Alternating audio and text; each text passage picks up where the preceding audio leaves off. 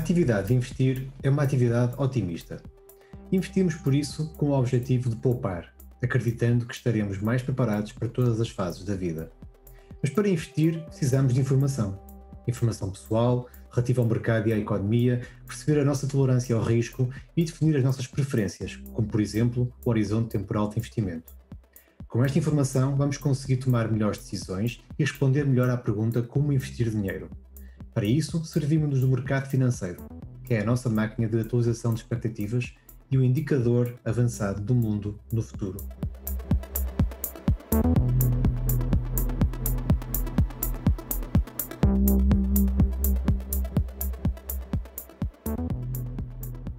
Neste episódio vamos falar sobre um livro que tem cerca de 70 anos. O livro chama-se O Ouriço e a Raposa.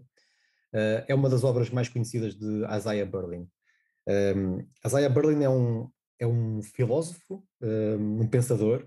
Ele nasceu em Riga em 1909, testemunhou a Revolução de Outubro de 1917 e depois emigrou para a Inglaterra e estudou na St. Paul's School em Londres e no Corpus Christi College em Oxford. Neste momento adquiriu também a nacionalidade inglesa. Foi um filósofo britânico, historiador das ideias, teórico político e ficou famoso pelo seu brilho oratório. Era uma pessoa, de facto, muito, muito interessante. E esta obra, em específico, é um ensaio, portanto, é um ensaio sobre a visão da história de Lev Tolstói, um dos escritores mais importantes a nível mundial. O nome da obra vem de uns fragmentos do poeta Arquíloco, um poeta grego, onde se encontrava o seguinte dito. É uma frase também muito importante e que baseia todo o livro. A raposa sabe muitas coisas, mas o ouriço sabe uma coisa muito importante. E no fundo, ao ler este livro, aquilo que podemos referir e enfatizar até, é que é um livro que despoleta a leitura de muitos livros passados, presentes e futuros. E a leitura, neste episódio, aliás, nós neste episódio vamos mesmo ler livros, ler partes de livros, não vamos ler o livro todo, como é óbvio, mas vamos ler livros, partes de livros, porque é muito importante passar esta mensagem, porque este livro, de facto, provoca e provocou em nós uma viagem por muitos outros autores e pensadores. Aliás, Berlin faz constantemente a apologia disso mesmo, do pensamento livre, do não condicionamento. Então é importante confrontar ideias e pensadores. E perante isto, nada melhor para começar esta conversa com o Henrique Amaral Dias, desta forma: és um ouriço ou uma raposa? Eu julgo ser um ser híbrido, ou seja, Exato. não em simultâneo, mas à vez um ouriço e uma raposa, ou uma raposa e um ouriço. No sentido em que muitas vezes nas nossas vidas temos acontecimentos epifânicos, não é? E nessa medida rapidamente nos convertemos em ouriços e, portanto, tomamos decisões com base em convicções muito profundas, não é? E muitas vezes pouco explicáveis de uma forma racional, como a paixão por uma mulher, o amor por um filho, a paixão por um livro, etc. Mas também somos raposas porque questionamos a realidade das suas múltiplas facetas e tentamos encontrar as múltiplas forças que a moldam. E nesse sentido também sou raposa, não é? Aliás, como um bom investidor deverá ser, mas isso é mais da tua lavra do que minha, não Exatamente. é? E vamos falar sobre isso. Pergunto-te já agora, o que é que tu achas? Um investidor é um ouriço, ou deve ser um ouriço ou uma raposa, ó Vitor? Epá, essa é uma resposta, é uma pergunta muito difícil, não é? Não, eu gosto gosto muito de pensar sobre isso. Aliás, eu tenho uma visão não binária, ou seja, eu acredito que existe sempre uma terceira, uma quarta, uma quinta via. Dizer que somos ouriços ou somos raposas é quase impossível, não é? Eu diria que também, como tu, concordo, de facto, de vez em quando somos ouriços. Talvez tenha uma tendência para ser mais raposo do que ouriço. Aliás, eu gosto muito de uma frase do Berlin, que vamos falar mais na frente dela, mas já agora digo, eu sou provavelmente uma raposa, não sou um ouriço. Bah, eu diria que de vez em quando também sou um ouriço, temos as nossas convicções, se calhar como empreendedor, demonstro isso mesmo, porque tenho ideias, não é? E quero levá-la em frente.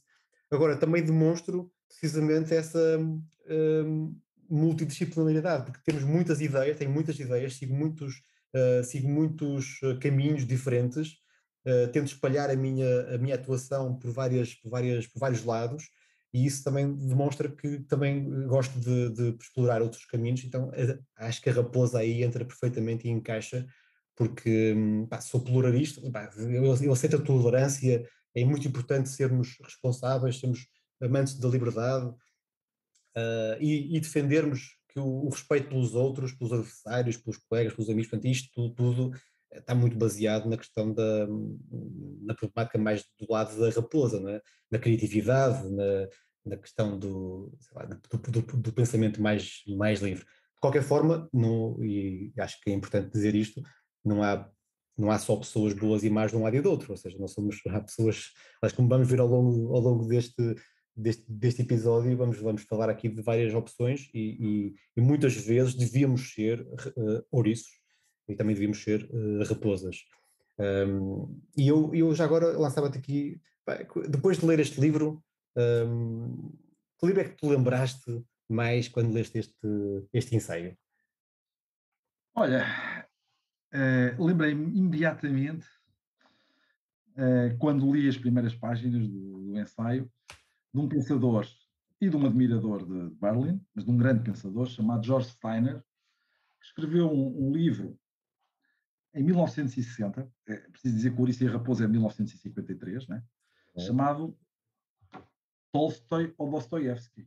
Sendo que Tolstói, na perspectiva de Berlin, é claramente uma raposa com um enorme desejo de ser ouriço, ou seja, de encontrar aí uma teoria unificadora da história, enquanto Dostoiévski é claramente um ouriço. Uhum. Mas Steiner, embora nesse livro, né, 1960, agradeça a Berlin, atenção, dos seus agradecimentos, está uma referência a Isaiah Berlin, ele admira muitíssimo tanto Tolstói como Dostoiévski. Claro. Aliás, ele diz que, e vale a pena ler, já que deste essa liberdade, ele diz que as obras de Tolstói, A Raposa, e Dostoiévski, O Ouriço, são exemplos cruciais do problema da fé em literatura. Solicitam dos seus leitores adesões ardentes e que a miúdo se excluem mutuamente. Isso também é verdade. Pois é. Tolstói e Dostoiévski não são apenas lidos, acredita-se neles. No entanto, nutriam uma enorme admiração mútua, não é? Aliás, ele tem aqui, a propósito da reação de Tolstói quando Dostoiévski morre, né, em que Tolstói escreve cita Strakov, que diz: apercebi-me subitamente do que tinha sido para mim o mais precioso, o mais querido e o mais necessário dos seres. Nunca me passou sequer pela cabeça comparar-me com ele. Tudo o que escreveu era de tal ordem que quanto mais ele escrevia, mais eu me regozijava. Não é? No início fiquei completamente confuso e quando mais tarde compreendi quanto o tinha apreciado, comecei a chorar. E choro agora ainda.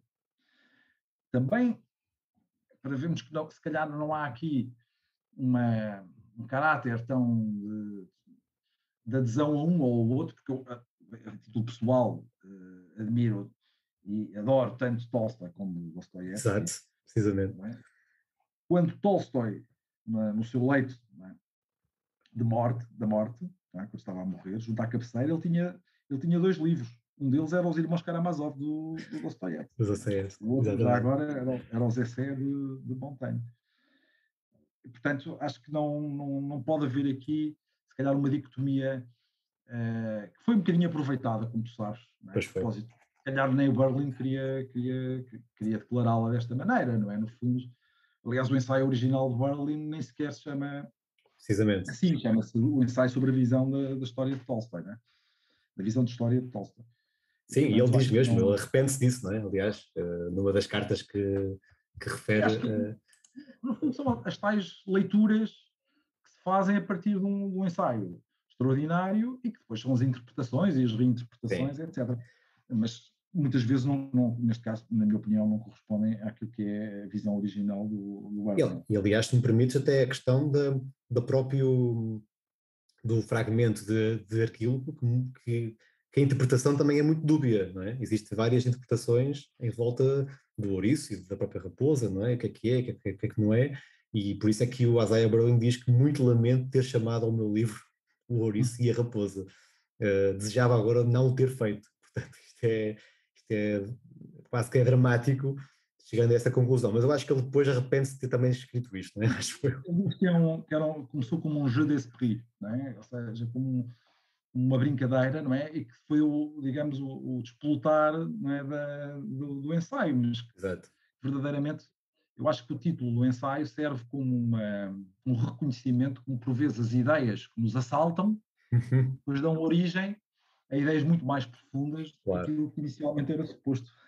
Exatamente. Sim, sim. E neste caso, esta, Mas não deixa de ser esta um reconhecimento do Berlin, não é? sim, claro. E, aliás, apesar disto ser um ensaio sobre Tolstói, sobre a visão histórica, não é? Há aqui um grande confronto, como já referiste bem, entre o Tolstói e o Dostoiévski, não é? Nota-se claramente este confronto de ideias Sim, sim. e de formas de pensar.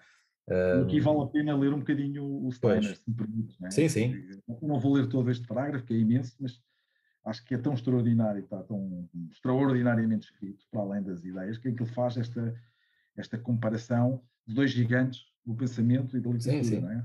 Ele diz Tolstói, o herdeiro principal das tradições da epopeia, não é? Da Ilíada, pois, não é? Dostoiévski, um dos maiores temperamentos dramáticos depois de Shakespeare. Tolstói, a mente embriagada pela razão e pelo facto. Dostoiévski, o menosprezador, desculpa, do racionalismo, o grande amador do paradoxo. Tolstói, poeta da terra, Dostoiévski, o grande urbano, o mestre construtor da metrópole moderna na província da linguagem. Portanto, eu penso que não, o próprio Steiner também não quer aqui estabelecer o ascendente das raposas sobre os ouriços por e dos isso, ouriços sobre as raposas. precisamente.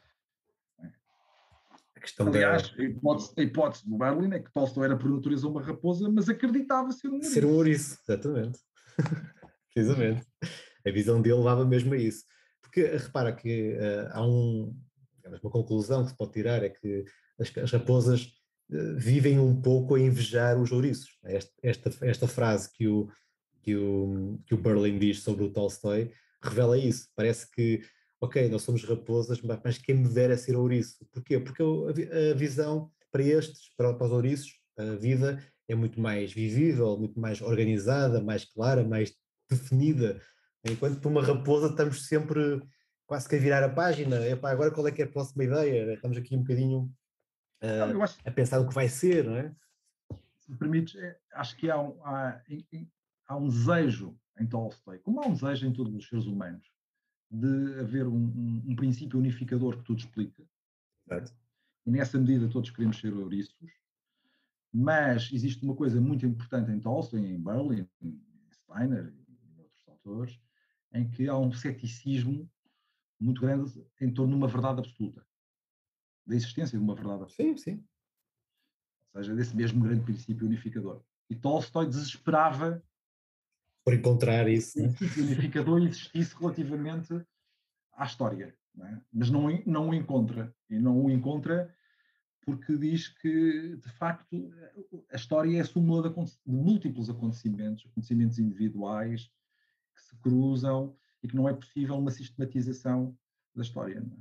E Sim, de uma sim. ideia unificadora, e depois, a partir daí, uma crítica feroz que Tolstói faz, e Berlin também, por interposta pessoa, na minha opinião. Ou seja, através de já Exato. falaremos também disso adiante. Sim, sim.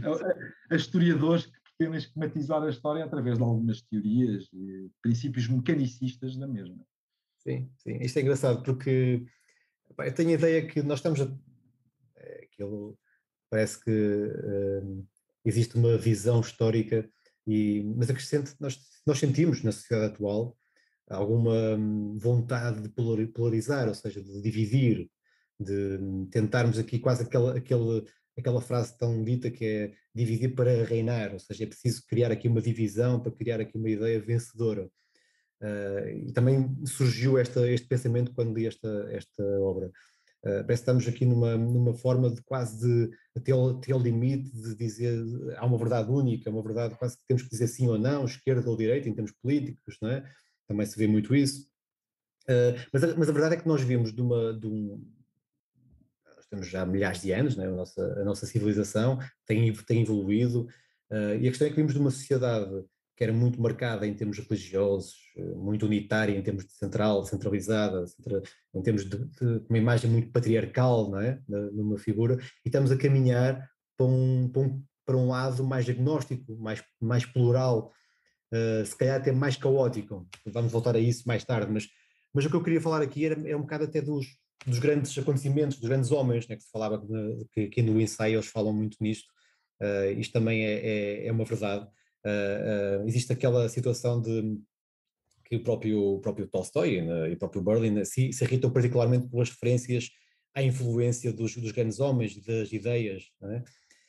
E estamos a falar, por exemplo, de Napoleão, Hitler, Roosevelt, são pessoas que são marcadamente ouriços, não é? Porque têm uma ideia, têm uma convicção e levam-na a qualquer custo. E depois, claro, esses ouriços levam a conclusões erróneas, até têm uma visão muito planificadora. Depois há aqui um certo misticismo também, que a figura dos imperadores, dos deuses, as pessoas da Terra, que eram quase deuses, não é? Que já vêm de há muitos anos, milhares de anos. Leva-me aqui a uma pergunta que acho que pode ser interessante para tu desenvolveres. O que é ser santo? O que é ser sabedoria aqui neste conflito, vá, entre grandes ideias, grandes acontecimentos e grandes homens? Bem, tu disseste aí várias coisas interessantes, permite-me responder a essa questão e também outras que estão subjacentes àquilo que referiste. Não é? Tolstói tem um ponto de vista, segundo Barley, entenda-se, Exato. que a história dos grandes acontecimentos e dos grandes homens, das grandes ideias e dos grandes ideais é ficcional, porque a história escapa ao controle desses grandes homens e dessas ideias. Eu não tenho tanto essa certeza, porque me parece que existem figuras incontornáveis na história e que tiveram um papel, não digo determinante, mas um papel muito importante. Não é? Sim. Não é possível negar que Napoleão, ou Hitler, ou Churchill, ou Roosevelt, ou outros rejanos, tenham tido um papel de enorme relevo no desenrolar da história do século XIX. Positivo e negativo, não é? Não estou aqui a qualificar. Sim, sim. Não.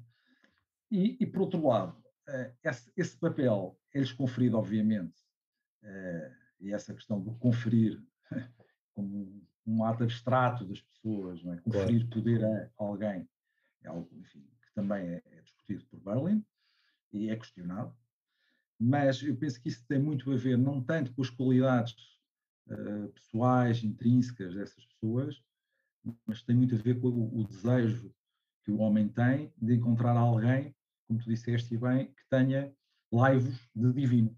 Uhum. E que possa, de alguma maneira, redimir e redimi-lo. Pois. Redimir e redimi-lo. Redimi-lo a ele homem. Não é?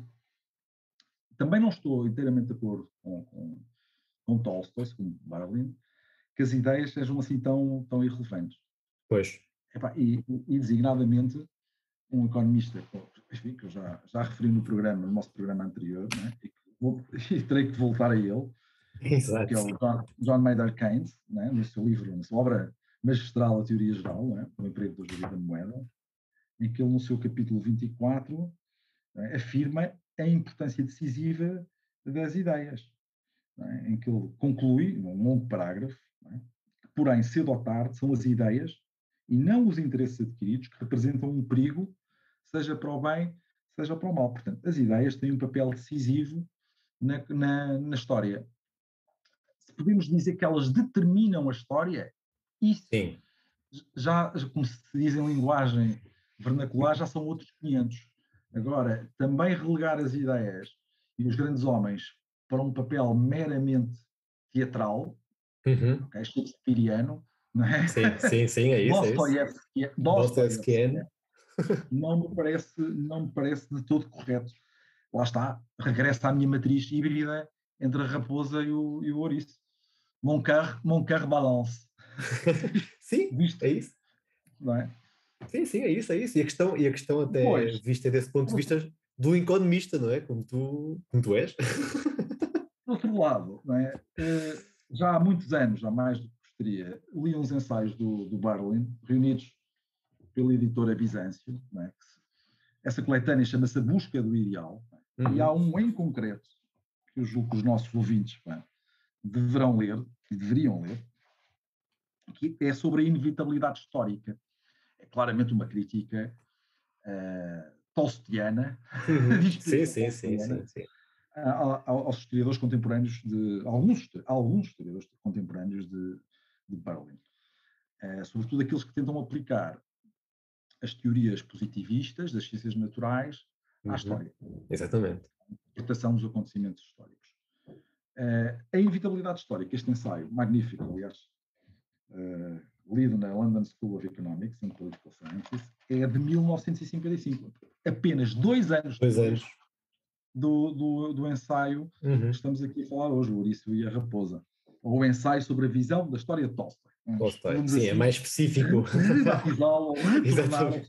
ao seu título original. Não é? Vamos retornar ao Isso seu título mesmo. original. E, portanto, eu não tenho dúvidas que Berlin comunga desta visão de Tolstói. Não é que não pode haver aqui uma rigidez na interpretação da história, das grandes ideias, dos grandes ideais, como sendo a força dominante da história. Eu penso que tanto Berlin como Tolstói acham que existe uma corrente, um rio avassalador e insondável, não é? Que é essa súmula dos acontecimentos concretos, não é? Mas muito reais, íntimos, de uma multiplicidade, uma multidão, Sim, e que não sim. são, obviamente, controláveis, nem observáveis pelos grandes homens e pelas grandes ideias, muito menos moldáveis pelas grandes Não ideias. podem ser controlados só por uma visão única. Aí está. Sim, sim, aí está. Mas a questão é até aí, e se me permites, também vou citar aqui Mas, o. Mas diz, mas diz. deixa-me só terminar, portanto, voltando à tua ideia do sábio, que era a Ah, sei, última sim, parte, sim. não é? Que tinhas dito, a ideia do sábio, não é? A ideia do sábio está, digamos, destilada na personagem da Guerra e Paz, o general Kutuzov. Exato, é O isso. general Kutuzov rejeita as diatribes teóricas dos prussianos e as teorias militares esquemáticas, não é? E mecânicas do Napoleão. Não é? Ele aceita uma certa inevitabilidade, não é? Dos acontecimentos e essa que no fundo eu acho que transmite também uma inevitabilidade do nosso próprio destino, que é a morte. Okay? Exato. E que de facto está fora do nosso controle, não é? Porque não existe, não deixa de ser uma coisa um bocadinho omnipotente, se parar, não é? Nesta É ideia verdade. do homem providencial, o homem divino, não é? Que tudo determina e tudo é capaz de determinar, Controla. que é a negação da própria morte. E isso fez-me também lembrar outro livro, neste caso um poema extraordinário, de um americano, depois radicou-se, viveu em Inglaterra, o Eliot, que é a Quarta-feira de Cinzas, outro livro que eu acho que os nossos Muito leitores, interessante. não digo que deverão adquirir, mas deverão pelo menos ler. Exato. Eu não vou ler em inglês, se bem que eu acho que em inglês resultaria muito melhor, mas também está muito bem traduzido.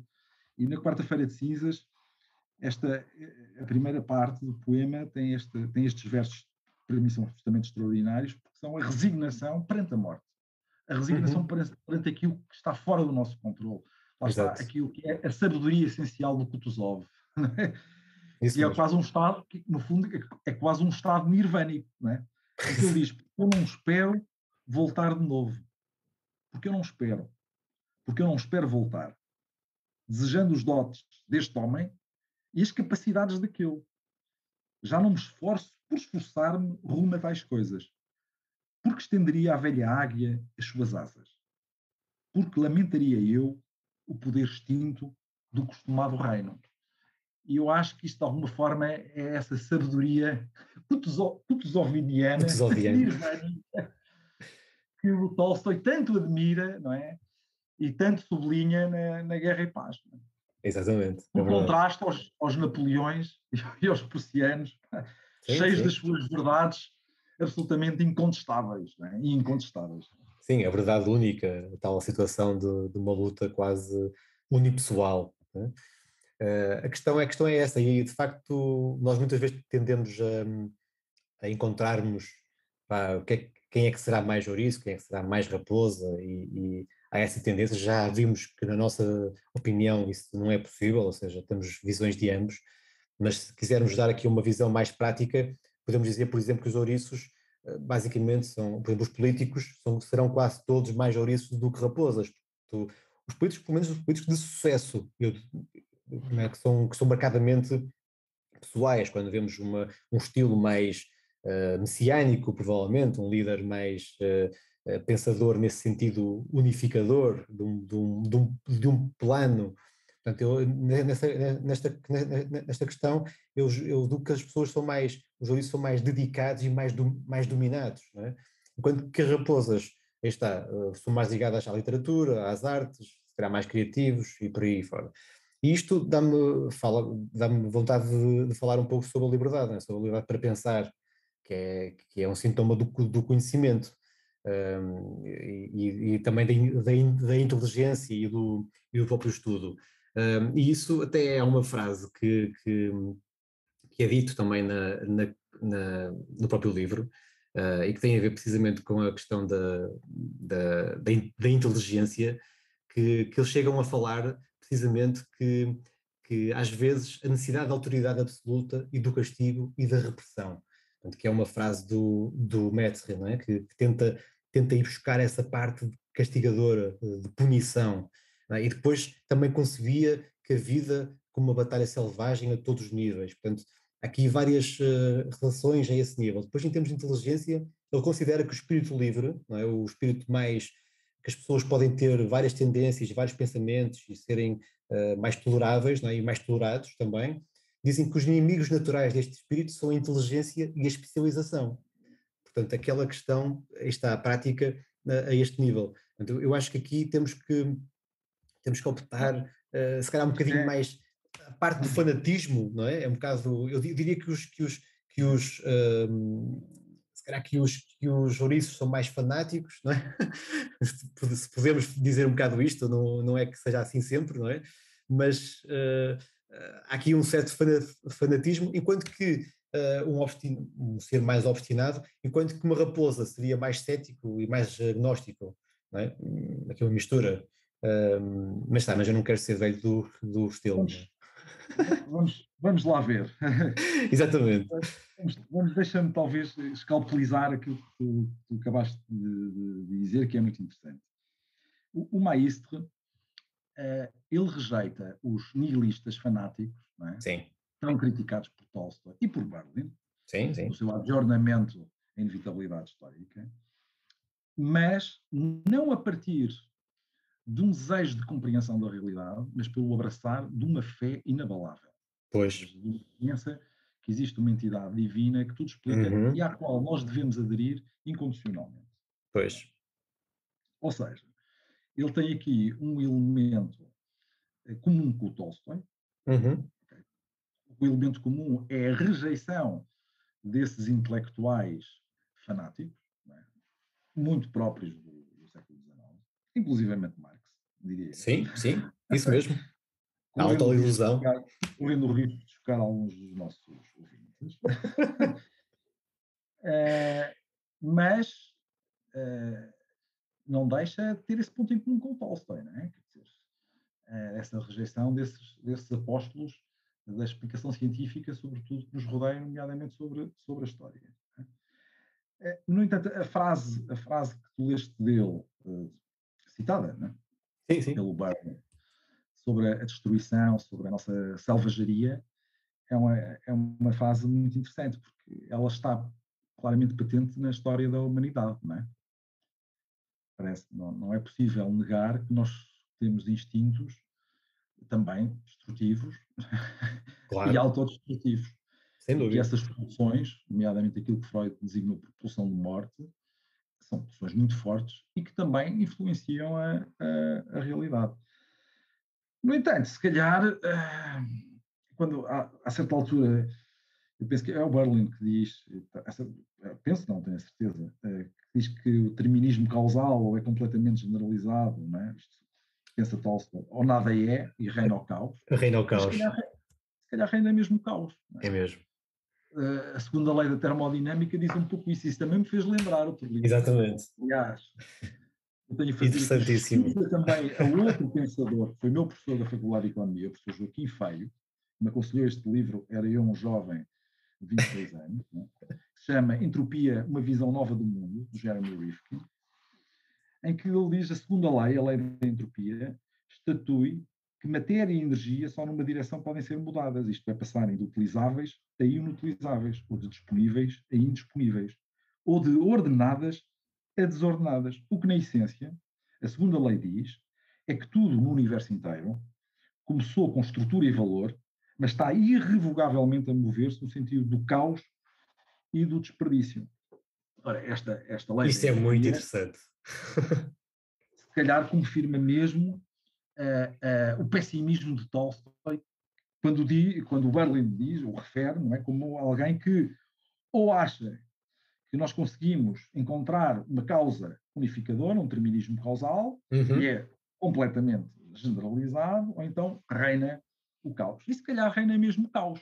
E reina o caos, desde logo, por este hibridismo que existe em nós mesmos, é? Entre ouriço e raposa. Exatamente. Entre nós mesmos e entre nós e os outros.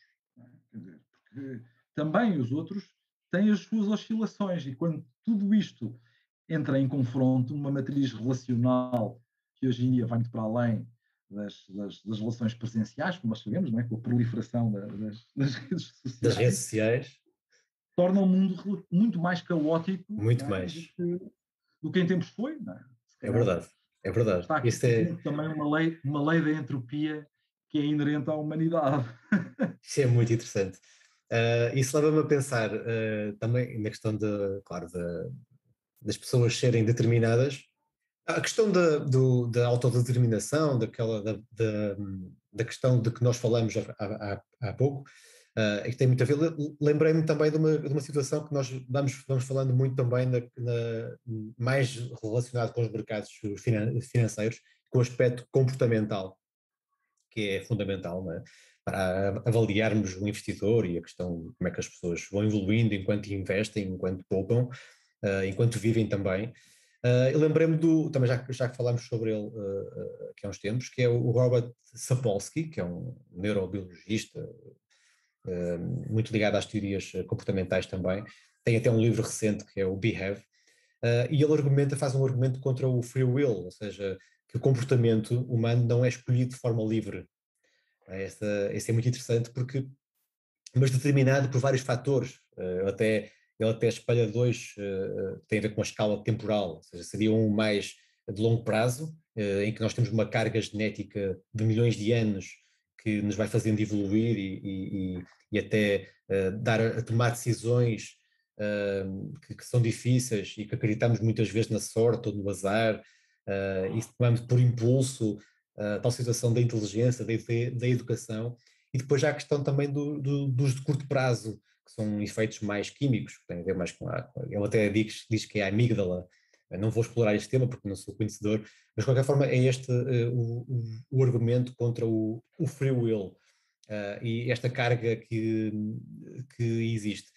E aqui opa, a questão vai sempre desembocar também na questão depois que também o Tolstói, nas palavras de Berlin, que é a comparação do carneiro e do rebanho, ou seja, que o pastor está a engordar o carneiro para abate.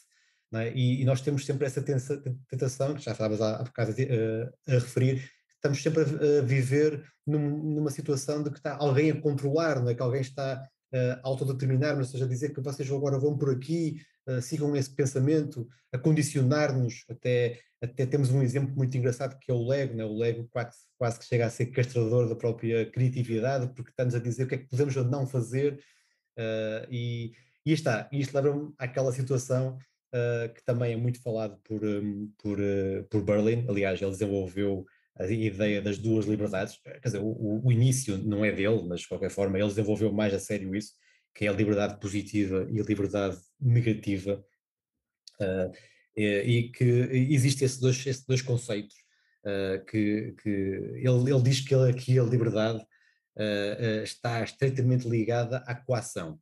Portanto, isto é aquilo que, até vou ler aqui um bocado o enxerto que ele está a dizer. Somos mais livres na medida em que encontramos menos obstáculos para decidirmos a nossa vida como quisermos. Quanto menor for a autoridade exercida sobre a minha conduta, enquanto esta puder ser determinada de forma mais autónoma pelas minhas próprias motivações, as minhas necessidades, ambições, fantasias pessoais, sem interferência de vontades alheias, mais livre eu sou. É este o conceito negativo de liberdade. Claro que por oposição, depois há o conceito positivo, não é? Da liberdade positiva, mas já agora, em termos de liberdade negativa, o aspecto mais negativo, eu diria, ele diz que é deste conceito negativo de liberdade que está por trás, por exemplo, do aparecimento das teorias democráticas, da democracia liberal, né, que nós mais conhecemos recentemente. Mas em termos de liberdade positiva, é uma liberdade que quer apoderar-se daquilo que é a nossa autoridade, ou seja, quer limitar a nossa autoridade. Também vou citar aqui um pouco o que ele refere, que esta noção é mais social do que individual, ou seja, fundamenta-se na ideia muito justa de que a possibilidade de cada indivíduo tem de decidir o seu destino está em grande medida subordinada a causas sociais alheias à sua vontade. Como poderá um analfabeto desfrutar da liberdade de imprensa? Para que servirá a liberdade de viajar a quem vive na miséria? A liberdade de trabalho significará, porventura, a mesma coisa para o dono de uma empresa e para um desempregado? Enquanto a liberdade negativa tem principalmente em conta o facto dos indivíduos serem diferentes, a positiva considera acima de tudo o que eles têm de semelhante. Ou seja, mais uma vez, nós precisamos do conceito de liberdade positiva para a questão do desenvolvimento da solidariedade, da tolerância, eventualmente até do Estado social, mas a liberdade negativa tem que estar sempre na base, não é? Nós temos que ter liberdade de pensamento. Aliás, tu já referiste isto aqui hoje. E aquilo que nós temos sentido nos últimos tempos, e agora passo já a palavra, é que nós temos sentido um movimento woke, né, que tem origens mais nos Estados Unidos, na América do Norte, na política de cancelamentos e de causas muito fraturantes, de reescrever quase a história.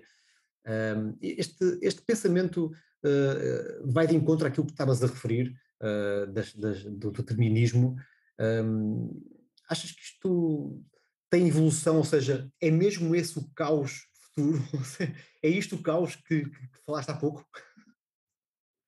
E pode ser, porque tu repara, esses movimentos são movimentos divergentes, não é? E que afastam as pessoas, certo? Pois, é isso, é isso. E Divide, não é? nós fizemos a analogia com. Enfim, eu também não sou cientista, mas podemos fazer uma analogia com a física, não é? Em que o universo está em expansão e há um afastamento dos objetos astrais, não é? Portanto, Claro. e há de facto essa lei da entropia, não é? Portanto, agora, sobre a liberdade positiva e sobre a liberdade negativa, eu penso que vale a pena pensar um pouco, não é? Porque a liberdade positiva é um quadro, deve ser um quadro evolutivo, não é? Mas não um quadro asfixiante. Claro. Portanto, a liberdade positiva enquanto alavanca para a civilização, não é, do homem e para o controlo dos seus sentimentos mais primários, mais destrutivos, mais autodestrutivos, é fundamental. Não é? Por outro lado, se esse quadro normativo de liberdade positiva invade toda a esfera privada do homem e de alguma forma tenta normalizá-lo, não é? Então está a ser retirado do homem a capacidade de criar e também de ser ele próprio. E, portanto, isso também não pode traduzir-se, eu penso que é isso que está aqui a ser dito, pode traduzir-se na abolição da liberdade individual e na supressão da criatividade do homem. O que aconteceu em alguns sistemas, né, nomeadamente nos sistemas autoritários, Isso. grandes sistemas autoritários. E também há outros, enfim, agora estou-me a lembrar disso ser exemplarmente descrito num livro do Orwell, 1984. Exatamente, isso mesmo. Essa liberdade positiva acaba-se por tornar numa prisão do homem e de uma anulação da individualidade. Não é? Pois é. E essa anulação da individualidade, essa liberdade negativa, é absolutamente dramática para aquilo que é o homem. Mas, pegando também nesse contraste, nessa dicotomia, entre positiva e negativa, em termos de liberdade, há um ensaio de Freud, de 1915, que se chama Considerações Atuais sobre a Guerra e a Morte, e é preciso referir, enfim, alguns dos nossos leitores não saberão, outros com certeza que o sabem, que 1915 já é uma data após já o eclodir da Primeira Guerra Da Mundial. Primeira Guerra. Certo. Em que Freud diz, e bem, que, tal como Sapolsky a posteriori, não é? Sim. Que há uma tendência evolutiva, e essa tendência evolutiva tem muito a ver com o quadro civilizacional em que nos encontramos e que vai felizmente também mudando, não é? No sentido da tolerância, no sentido da inclusão, no sentido do respeito pela individualidade, tudo isso imposto pelo tal conceito que tu estavas a referir e muito bem, da liberdade positiva. Mas Negativa, neste caso, não é? não, positiva, eu disse positiva. Positiva, sim, sim, mas sim. Mas não nos podemos esquecer que também a liberdade negativa é fundamental, mas que ela, deixada a si própria, não é? Digamos, a anarquia das nossas pulsões, pode também Exato. ser altamente destrutiva. Claro. Porquê? Porque ele diz isto, e eu vou ler esta parte do ensaio, penso que também valerá a pena. Na realidade, não há qualquer erradicação do mal, nem Pois. pela civilização. Não é? A investigação psicológica mostra antes que a mais profunda essência do homem consiste, e repara, e isto é escrito em 1915, não é? Quando o Sapolsky escreve o livro que tu referiste, ok? Muito depois. Sim, o livro é recente. Mostra antes que a mais profunda essência do homem consiste em impulsos instintivos de natureza elementar, iguais em todos e tendentes à satisfação de certas necessidades primordiais. Estes impulsos instintivos não são em si nem bons nem maus. Classificamos as suas manifestações segundo a sua relação com as necessidades e exigências da comunidade humana. Ou seja, esta classificação de instintos em bons e maus é nossa, é civilizacional. Não está inscrita na nossa matriz biológica. Deve conceder-se que todos os impulsos proibidos pela sociedade, lá está a tal liberdade positiva, Exatamente. por serem maus, tomemos como representação sua os impulsos egoístas e os cruéis, a título exemplificativo, se encontram entre tais impulsos primitivos. E, portanto, os nossos impulsos primitivos, deixados com a rédea solta, levam a verdadeiros desastres, não é? A mortandades tremendas, como foram as guerras, que, aliás, é uma coisa muito interessante ver no século XX, que estão um bocadinho transversais, independentemente do avanço civilizacional. Por exemplo, tu tens o Papadoc, tens os Khmeres Vermelhos, tens o Mao Tse-tung, tens o Lenin, tens o Hitler, estás a ver?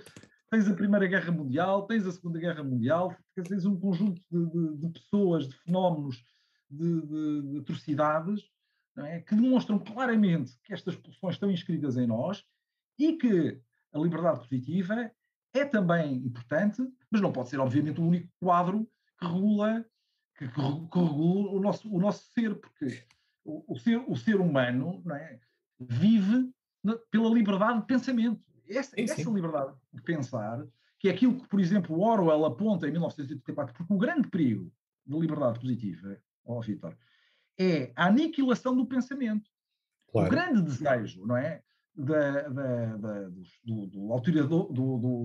ditador perfeito é dominar o pensamento dos outros. Claro, precisamente. Controlar o seu pensamento a todo o tempo, a todo o instante. E, por vezes, isso é visível no que hoje assistimos, no politicamente correto, não podemos divergir, não podemos ter opiniões, e que isso vem muito num certo ideal que pulsa dessa liberdade positiva, não é? E que é emanado sobre nós, pobres seres humanos, que ficamos sem direito à nossa opinião, não é? Sim, e isso leva, exatamente, porque aquilo que o Berlin defende é que essa liberdade positiva leva a que esses regimes, essas ideias, crenças, sejam mais totalizadoras, mais finalistas, mais convencidas de que existe uma meta única e última. Portanto, há tal situação da intolerância. Ou seja, se parte de uma base de tolerância, também se transforma rapidamente numa intolerância, não é? A partir de um certo momento. Porquê? Mas acho que aí tem muita relação com a literacia um, Bem. limitada, não é? E não achas isso? Porque nós temos. Bem, A educação é fundamental. A educação é fundamental. Não sei se nós estamos a caminhar no sentido correto em termos de educação. O que eu sei é que nós temos uma literacia limitada. temos, e ó, Vitor, e a propósito disso, e falávamos há pouco antes do programa, não é? O Berlin tem um dos capítulos do ensaio, começa com as teorias raramente nascem do vazio. E isso fez-me lembrar de um livro do Steiner, de 2005, que está traduzido para português, 10 razões possíveis, entre parênteses, para a Exato. tristeza do pensamento, em que ele alerta precisamente para aquilo que tu estavas a referir e que me disseste no início do nosso programa, que é precisamente esta questão da literacia limitada. Não é? Por um lado, ele diz que quanto mais limitada essa literacia menos original o nosso pensamento também pode ser. Claro. E, portanto, se calhar não é só a liberdade positiva que nos limita na nossa liberdade negativa, mas também é a falta de literacia, como tu muito bem disseste. E, por outro lado, também existe um quadro único nos seres humanos, que é a linguagem, que molda os nossos pensamentos e que, inevitavelmente, nos faz cair muitas vezes na triste conclusão de que nós não somos assim tão originais quanto Exato. nós nos queremos, e que nós somos sempre filhos únicos de uma mãe única e somos sempre muito especiais e, portanto, nascemos ali dentro dela e essa visão negacionista da morte, não é? Lá está, ao contrário de Kutuzov, não é? Que aceita a sabedoria da morte Certo. e do Exatamente. nosso fim, não é? Faz com que, de facto, nós não sejamos assim tão originais quanto isso, não é? E o Steiner, por exemplo, tem aqui uma outra frase que vale a pena dizer, não é? Que, conseguindo a verdadeira originalidade do pensamento, o ato de pensar pela primeira vez, é extraordinariamente raro. Pois. Ele poderá ter ocorrido a homens e mulheres analfabetos ou ignorantes, aos surdos mudos, ou aos portadores de deficiências cerebrais que muito simplesmente dele não se aperceberam. Portanto, e isso tem muito a ver também com o facto da linguagem hoje em dia. Tu sabes disso e nós sabemos e temos essa preocupação relativamente aos nossos filhos, ser cada vez mais redutora da Pois. sua plasticidade. Coisa que, aliás, não podemos acusar nem Berlin, nem Nem Tolstói, nem Tolstói. Dostoiévski, Exatamente. nem Steiner. Não é? E essa plasticidade na linguagem tende, de facto, a dar grande ânimo àqueles que são os nossos modernos ditadores da tal liberdade positiva que tu estavas a referir. Exatamente, é isso mesmo. É isso mesmo. Pá, essa questão da planificação, da ligação também, eu queria fazer aqui uma ponte para os mercados, né, para os mercados financeiros. E também já há, aliás, já há vários artigos escritos e também já há várias até sociedades gestoras, bancos, quer dizer, vários advisors que vão atrás desta dicotomia entre a raposa e o ouriço. Também gostava de ter aqui uma visão um bocadinho também rápida, mas sobre isso. E de facto, e uma das razões que leva-me a levar isso é que, de facto, quando vimos as raposas, quando vemos a questão numa perspectiva de investimento, o que é que nós sabemos? Que as raposas são investidores ativos, né, se podemos dizer assim, as raposas estudam e entendem o risco, reconhecem que o mercado, que o ambiente de investimento é instável, portanto é precisamente esta instabilidade que predomina, não é? Que também, com aquilo que já fomos falando ao longo de hoje, não é? do nosso episódio, enquanto que os juristas são investidores mais passivos, têm uma visão de mais longo prazo, vão em busca dos ganhos de longo prazo, têm um objetivo, têm uma meta, têm uma filosofia única. Bem, eu aqui sinto que se calhar sou mais ouriço, não é? Está a tal questão da visão mais passiva, mais a longo prazo. Mas o que é curioso é que, e estávamos há bocado a falar daquilo que as pessoas seguem, quase do seguidismo, até usamos a palavra de messiânico, não é? Também na questão dos investimentos existe isso. Não é? Tu bem sabes que existem pessoas quase que são quase não, são conhecidas como os gurus. Não é? Temos O Buffett, por exemplo, é um caso que é conhecido por toda a gente. É quase uma religião. E isso aí está. Porquê? Porque tem uma filosofia. Aliás, até há um artigo do Financial Times, já com alguns anos, mas que explica bem essa situação, em que eles referem, o autor, refere que essa visão mais única, ou seja, única, definida, objetiva, é muito mais fácil de vender, não é? Em termos de marketing, porque tu tens uma filosofia bem definida, e então eles usam essa filosofia para espalhar para um produto financeiro. E os mídia adoram conversar com esses investidores únicos e que são donos da verdade. No fundo, são quase que estão aqui a dizer qual é que vai ser o caminho do futuro. E eles dominam, eles influenciam, até auto-influenciam depois o próprio mercado com as suas previsões. Também até o Schiller lançou um livro sobre isso, precisamente, sobre os eventos que se autocumprem. E isso é muito curioso fazer essa ponte. E então são uma espécie, eu até costumo dizer que são uma espécie de influencers, não é? Modernos da parte de investimento. Mas neste caso, está, nós podemos ver a questão do especulador versus investidor, a questão até o movimento FIRE, que também costumo falar muito, que é o movimento Financial Independence Retire Early, que são movimentos muito mais pensados de uma forma única. Mas aí está, eu não gosto, apesar de ter essa vertente mais, digamos, de longo prazo, ainda assim eu considero que as pessoas são todas diferentes e que toda a gente tem a sua carteira ideal. São múltiplas carteiras. Não é? Ao contrário do que a teoria do portfólio diz, que Markowitz desenvolveu também nos anos 50 do século passado, parece que é tudo dos anos 50, hoje estamos a falar tudo à volta dessa década. É um pós-guerra, não é? Se calhar tem alguma influência. Se calhar tem, é verdade. A questão que Markowitz diz que é parte de uma premissa que nós somos racionais, avessos ao risco, e tentamos maximizar a teoria da utilidade, não é? Maximizar, neste caso, transposta para a questão dos investimentos, tentamos maximizar o retorno mediante um determinado nível de risco. Ora, o que é que nós sabemos em termos comportamentais? Sabemos que não é assim, sabemos que nós somos avessos à perda e não ao risco, não é? Porque estamos sempre a arriscar, não é? E somos tudo menos racionais. Então, existem múltiplas carteiras. Eu costumo dizer que as pessoas têm que definir os objetivos. E depois, mediante cada objetivo, vamos construindo uma carteira para esse objetivo. Portanto, neste caso, estaremos aqui num híbrido. Estaremos, se calhar, a ser mais raposas do que ouriços. E vemos a questão, por exemplo, que as raposas vêm a questão das oportunidades, né? Seguem um mercado muito mais para onde vai o dinheiro, ou seja, são muito mais flexíveis, são muito mais ágeis. E se calhar o futuro vai por aí. Por isso é que nós vemos nos mercados financeiros, mais do que seguir estilos, nós o que vemos é que o ambiente de crescimento é mais no sentido das empresas disruptivas do que das velhas empresas industriais.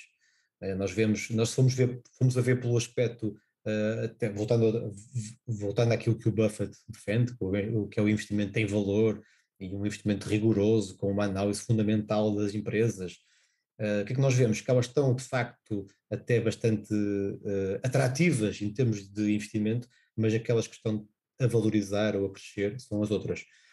Portanto, até nessa situação, leva-me àquilo que tu disseste há pouco, que é baseado quase que no caos, né? Nós estamos a caminhar um pouco para esse lado mais complexo, muito menos simples. Não é? O que é que tu achas em relação a isto? Tu não és muito, se calhar tu neste caso até és mais raposa, não é? Em termos daquilo que conheço, de apanhar as oportunidades, do que ouriço, não? Eu acho que eu tenho um princípio que é este, e acredito nisto e neste aspecto, sou ouriço, ao contrário do que estava a dizer. Eu É? acho que sim, se devemos falhar e também se devemos conquistar, é relativamente a alguma coisa que está sob o nosso controle. Ok, Eu, portanto, o certo. risco, a perda, o ganho, eh, deve, mas isto se calhar também deriva de um certo egoísmo da minha parte.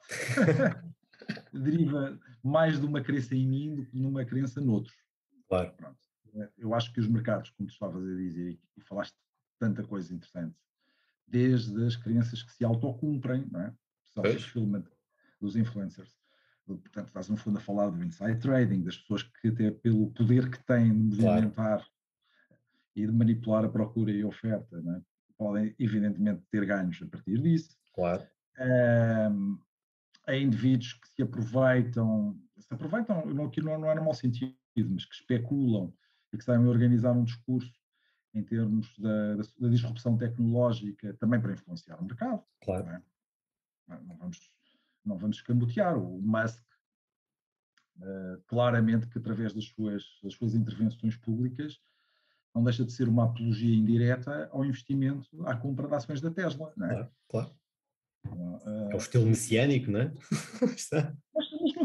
mas no fundo, vamos lá ver. Quer dizer, o que é que esta gente tem assim de tão diferente? Tem o poder. Não é? Sim, Tem o poder de conseguir influenciar. Porque eles estão, no fundo, a executar uma estratégia que eles sabem que está sob o seu controle. Não é? A é isso. Tesla é gerida pelo Elon Musk. A Berkshire Hathaway é gerida pelo. Não sei se ainda é, mas Exato. pelo Warren Buffett. Ele já é um bocadinho vetusto, digamos. Exato. Eles têm os seus princípios, não é? Eles acreditam naquilo que eles controlam. Muitas vezes nós, os investidores, acreditamos em ideias determinadas por terceiros. É Isso isso. comporta, isso comporta um risco. Sim, Mesmo o taticismo, aquela história de sermos raposas, e acho que nós devemos ser raposas quando estamos a investir, nós não podemos, enfim, desenquadrar-nos num contexto. claro. Precisamente. É termos regras de polegar, não é? Rules of thumb, Sim, sim. mutáveis, não é? Quer Claro. dizer, que podem ser muito importantes, lá está no sentido do ouriço, que tem uma regra de polegar, quando está ameaçado, tem uma única reação, que é pôr os espinhos cá para fora, não é? Quer Uhum. dizer, mas, como diz o Steiner, não, desculpa, o Berlin, a certa altura, o livro, o ensaio, não sei se até acho que é no apêndice, não é? Acho que é nos apêndices, não é no ensaio, em que diz que se calhar a estratégia é se empurrar o ouriço, não é, pela ribanceira abaixo, Exato.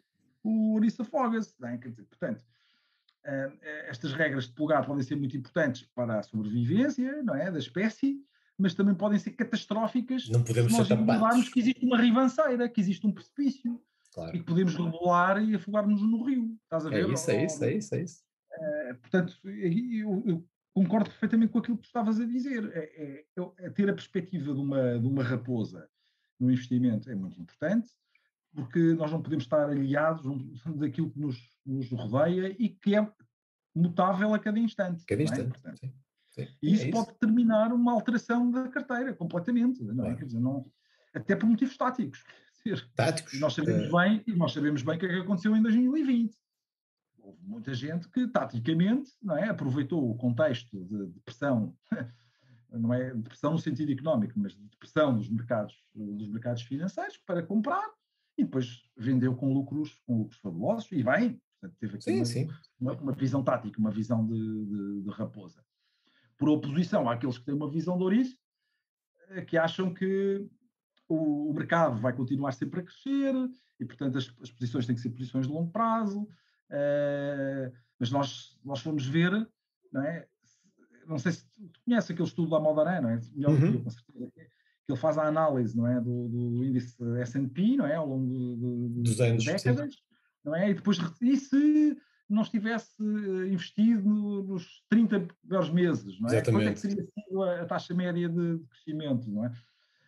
E se tivesse aproveitado os 20 melhores meses e coisas assim sucessivamente. Portanto, algum taticismo, né, pode otimizar os ganhos. Agora, ter aquela ideia também de que se vai fazer o time to market, que se vai conseguir, ou seja, digamos, intervir no momento certo do mercado também é uma ideia às vezes também um bocadinho messiânica, não é? Quer dizer, Acho que é o peregrina, porque taticismo não pode é ser impossível. relevante, mas também não podemos levar isso a uma infalibilidade que obviamente não existe, não é? Sim, eu aí acho que tem a ver muito, aí está, com os objetivos de cada um e com o próprio momento.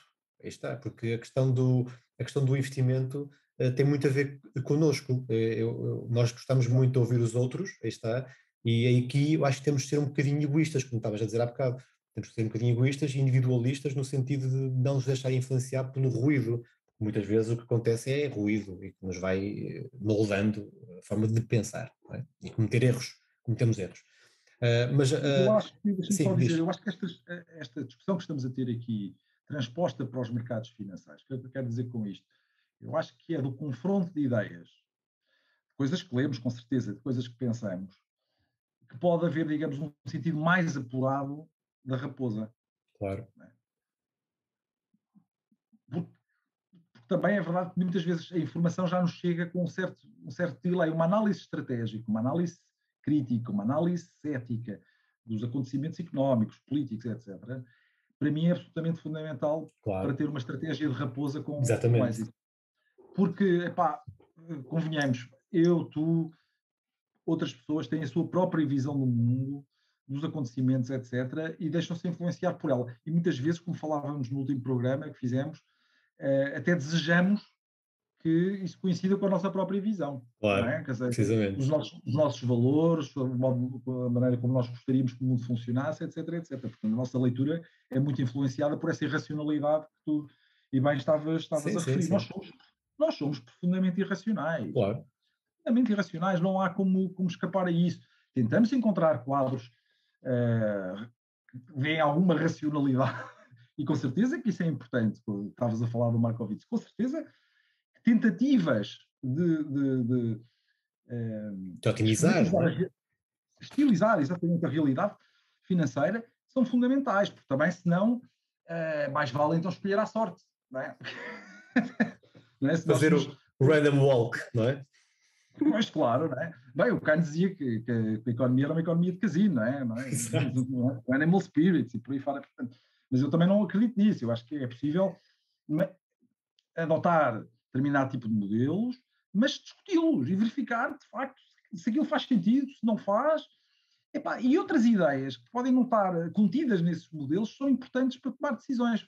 Eu acho que é, Sim. de facto, da discussão, não é? Do confronto de várias opiniões, que se pode chegar a uma conclusão, mas tem que ser uma discussão muito, epá, Tolerante. muito brutal num certo sentido, ou seja, no sentido de procurar um ponto de vista o mais depurado possível, não é? Quer Sim, dizer, sim, porque sim. muitas vezes, sabes, muitas vezes, para mim, o que é que eu acho que acontece entre os seres humanos é que muitas vezes começa-se a discutir ideias, mas depois acaba-se por discutir egos, Exato. não é?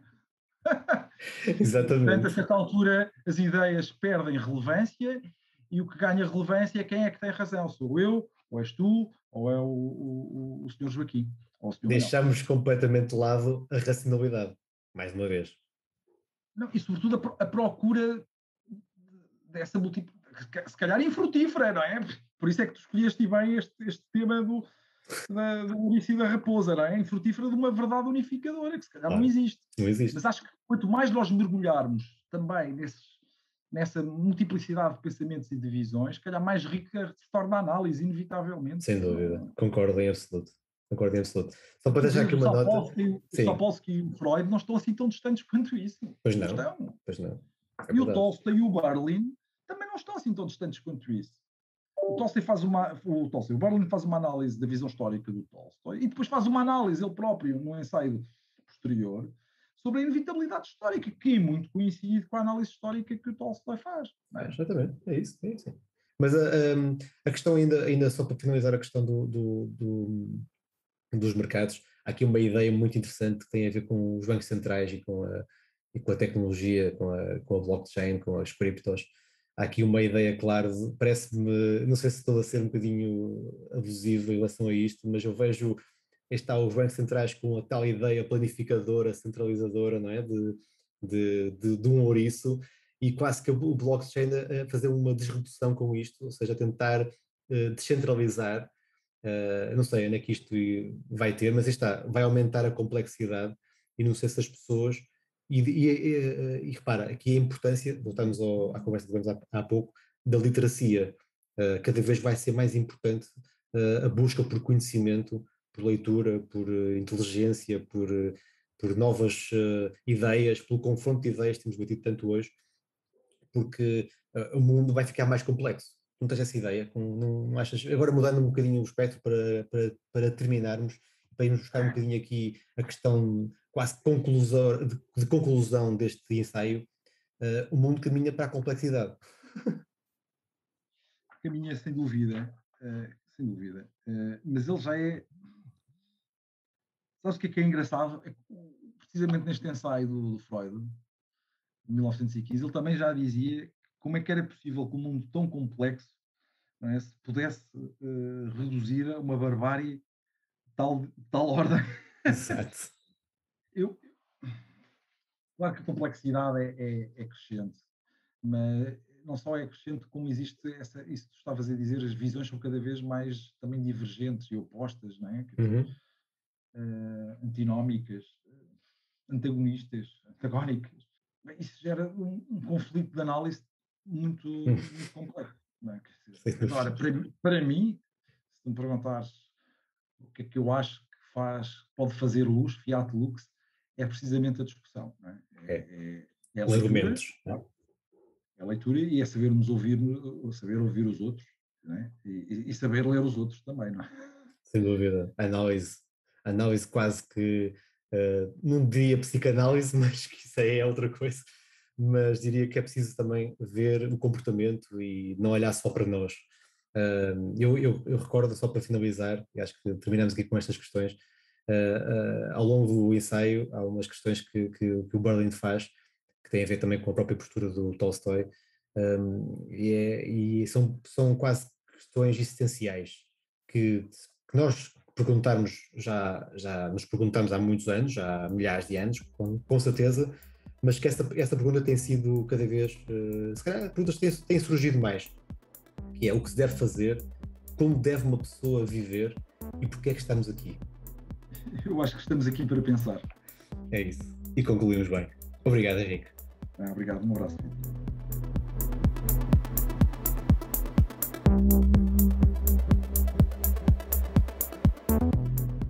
Neste episódio falamos sobre literatura, filosofia, pensamento crítico, liberdade. No entanto, tentamos nunca perder de vista os mercados financeiros.